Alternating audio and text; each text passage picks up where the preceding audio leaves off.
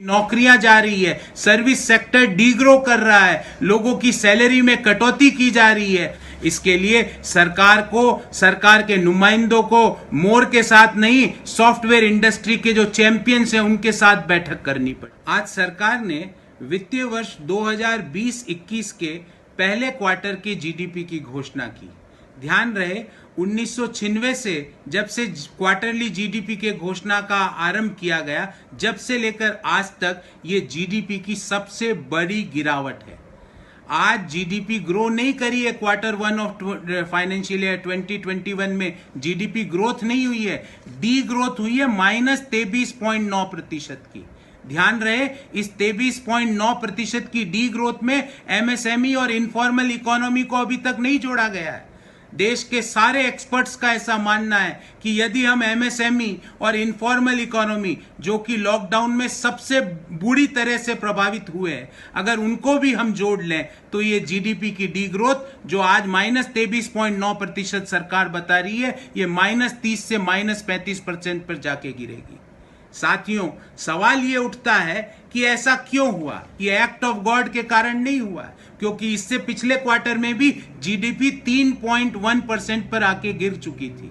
उसमें कोरोना का कोई प्रभाव नहीं था। पिछले 2 सालों में क्वार्टर दर क्वार्टर जीडीपी गिरी है, सिवाय एक क्वार्टर के जिसमें 0.1% की वृद्धि दर्ज की गई है।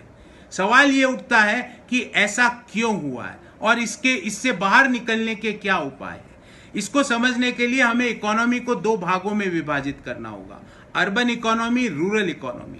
अर्बन इकोनॉमी में सेंटीमेंट्स के, पॉजिटिव सेंटीमेंट्स का बहुत बड़ा अभाव है। लोगों की नौकरियां जा रही है, सर्विस सेक्टर डीग्रो कर रहा है, लोगों की सैलरी में कटौती की जा रही है। वहां पे पॉजिटिव सेंटीमेंट्स का संचार करना पड़ेगा।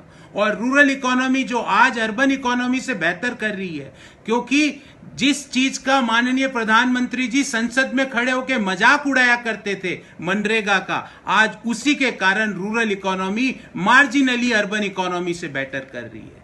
तो अब इससे बाहर निकलने का क्या उपाय है? इससे बाहर निकलने के 4 उपाय हैं। नंबर 1, अर्बन इकोनॉमी में और सर्विस सेक्टर में पॉजिटिव सेंटीमेंट्स का सृजन करना पड़ेगा।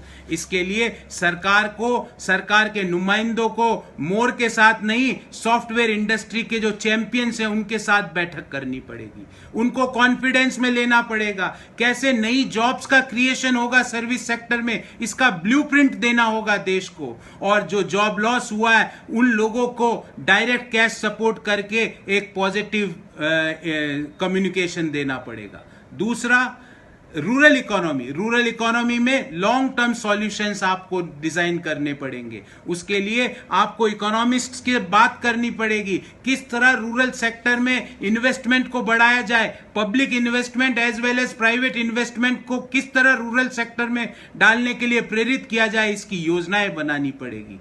नंबर 3 बात, जो एमएसएमई सेक्टर है उसको लोन की खुराक नहीं, हैंड होल्डिंग की जरूरत है। उसको लिक्विडिटी देनी पड़ेगी, उसको कैश सपोर्ट देना पड़ेगा, क्योंकि ध्यान रहे एमएसएमई का जीडीपी में कुल योगदान लगभग 30 से 35% के बीच है। और नंबर 4, मैन्युफैक्चरिंग सेक्टर के लिए एक कॉम्प्रिहेंसिव योजना लानी पड़ेगी। वो शेर वाली मेक इन इंडिया नहीं, क्योंकि वो शेर तो चीन की गलियों में घूम रहा है। ऐसी योजना जिससे मैन्युफैक्चरर्स को कुछ इंसेंटिव मिले, उनको लेबर मुहैया करानी पड़ेगी। और लेबर मुहैया कराने के लिए जो माइग्रेंट्स गांव की ओर जा चुके हैं उनको वापस पॉजिटिव संचार देना पड़ेगा। उनके खातों में डायरेक्ट कैश ट्रांसफर करके उनमें एक पॉजिटिविटी भरनी पड़ेगी। जब भी कंजम्पशन बढ़ेगा, जब भी डिमांड बढ़ेगी और उस डिमांड के लिए सप्लाई बढ़ेगी। अन्यथा ये माइनस का सिलसिला क्वार्टर दर क्वार्टर चलता रहेगा। मैं सरकार से विनती करता हूं कि आप